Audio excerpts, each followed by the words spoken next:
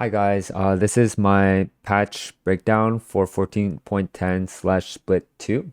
And we're mainly going to be talking about support here. If you guys don't know about me, I am a challenger player since season 3.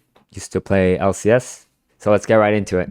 Let's talk first about the summoner spells. Barrier now gives a more shield and lasts longer. Exhaust CD is nerfed by 30 seconds to almost 4 minutes, which is super long. Heal got some small quality of life changes. So for summoner spells on next patch, I'm predicting that Barrier for AD will be the best and Heal for support will probably be the most ideal bot lane spell combo. And you play this with Enchanter plus Hyper Carry, especially with the AD item buffs. For kill lanes, you will still take Ignite. I think ADCs don't really need Ghost anymore because they mainly took that to chase autos for lethal tempo.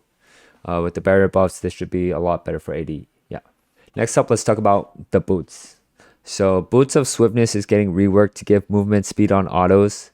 So this makes it no longer a choice for most supports. It's probably okay to go it on Senna and maybe Ashe, but Ashe probably still prefers Lucidity. Moby Boots are removed and instead are replaced with Symbiotic Souls. This empowers your recall and upgrades to Synchronized Souls after traveling 150,000 units. I think I read a comment somewhere saying that this takes about 7 minutes, assuming you are moving all the time. So I'm not sure if these boots are worth it to buy on the 1410 patch versus getting boots that would immediately spike you. Treads and steel caps, both being 100 gold cheaper now, makes them even more appealing for supports now. You typically take treads against CC or AP teams and steel caps against AD teams. For items, we have ADC items being the big focal point of this patch, with a lot of them getting changes or significant buffs. But what does that mean for supports? This probably means we'll be on champions that enable AD carries to carry with the items, such as enchanters. So we're only going to talk about the support item changes here. So Knight's Vow is getting a nerf. It no longer redirects double when the ally is below 30% health, and instead grants HP regen, a stat which I think is negligible outside of lane. So this is a nerf, but it makes sense since Knight's Vow has been the highest win rate items in the game for a while now, to the point where people were buying 2 every game in competitive games worldwide. This item will probably still be good, especially in the context of ADCs getting buffed. Next up is Zeke's. Zeke's now has the same build path as Locket. It will no longer give mana and instead give MR and more tanky stats. This item will be slightly better for divers like Rella and Leona, but it does feel bad to lose out on some of the mana and CDR. Alright, a big change to support items next patch is to Donkor. Donkor is having the Summoner Spell and Ability Haste removed in favor of more raw AP and heal and shield power. In my opinion, this is power positive since enchanters weren't really utilizing the Summoner Spell Haste to begin with. Since you're playing in the backline, Donkor scales off your mana regeneration, so it's definitely not an item you want to rush. But now that it's stronger, you definitely want to consider it as maybe a third or second item, depending on how strong the item ends up feeling. Don't think it's good to wait to your last item to get it, just because it's really expensive and supports don't really generate as much income in late game. This item will especially be good on Sona and Soraka. Next, we're going to talk about the Shrelia's nerf. The passive MS is being reduced from 8% to 5% and AP reduced by 5. This is a pretty big nerf. Shrelia's was a really strong item. It was not only bought on supports, but also on many mid laners. However, these nerfs definitely put it in a situation where it is competing with a slot with the other buff support items. And I'm not quite sure if it wins. Next up is Echoes of Helia. The heal per shard is increased by 35 and damage per shard is increased by 15, but max shards reduced by 2. It really feels like Riot is trying to hard force this item into the meta with these pretty significant number buffs. What I don't like about Helia is that it feels like it doesn't really specialize in anything. For example, I feel like Shrelia's is like pretty clear speed boost for your team, sensors, hard buff for your carry, but what is Helia's identity? We're not really that sure. Regardless of that, my gut is telling me that this item will be strong next patch purely off the numbers. The main abusers for this item will be Sona, Nami, and Milio. Next, let's talk about runes. Font of Life is getting reworked. Now, impairing movement heals you and the lowest health ally for 10 to 50.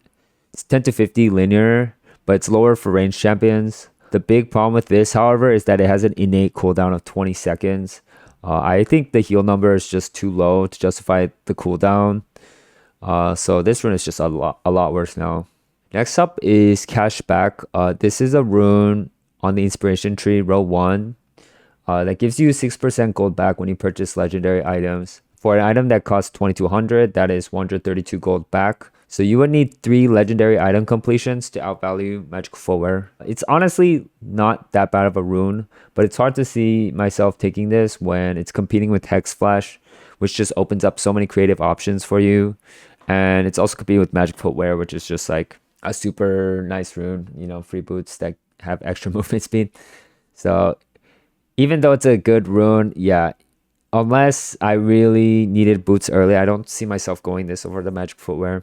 Next up is Time Warp Tonic. This rune no longer gives MS and no longer works on biscuits, but instead gets 10% extra immediate potion health restore. I think this is a big nerf. People weren't really taking it before, and I really don't think people will take it now. I feel like a big portion of this rune is baiting people with extra MS and with like that burst healing at low HPs with the biscuit. But since they removed that, I just don't see it being takeable. Okay, next change is to Relentless Hunter. It now gives 0 MS at 0 stacks instead of 5 MS.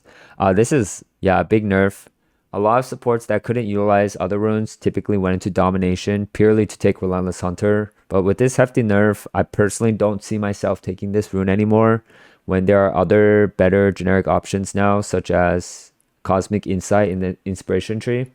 Legend Haste is replacing Legend Tenacity in the Precision tree. It's a bit hard for supports to stack Legend runes since we don't farm minions, so it's unlikely that we take this rune. A new rune worth a mention is the Jack of all trades. This is a new rune in row 3 of Inspiration.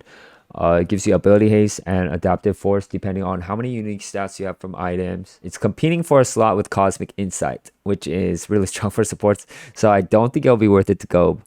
But let's say if the numbers end up being pretty good, the best way to stack it is the support item gives 3 unique stats: HP, health regen, mana regen. Merc Treads actually gives another 3 because Merc Treads gives MR, MS, and Tenacity. So that's 6, and then it's pretty hard to get 10, which is the cap. But I imagine you would combine like some combination of like armor item and like one other. I don't know. We'll see how people optimize this run.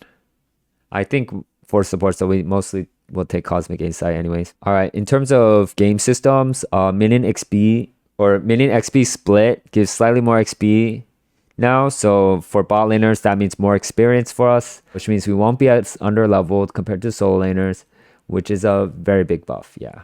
So overall, 14.10 is looking like a big buff to bot lane. I'm predicting Enchanter and Hypercarry to be the strongest combination going into Split 2 with Barrier on ADC and Heal on Enchanter. Big winners for support on this patch are definitely going to be Sona, Milio, and Nami, since these champions have their itemizations buffed across the board and the AD meta is going to suit them well. Items to be more heavily considered in your build paths for next patch are Ardent Sensor, Helia, and Doncor later in the game. In terms of specific build paths, I'll let you guys know after I play the patch next week. Thank you guys so much for watching. I hope this gives you a little bit of a preview of what's going to come in next patch, and I look forward to sharing my findings after we play it. Have a good day, guys. Bye-bye. Oh, wait, I completely forgot to mention, yeah, Senna obviously will be good with the new ADC items. So we'll see, yeah, how we're going to build there. Okay, that's all. Bye-bye.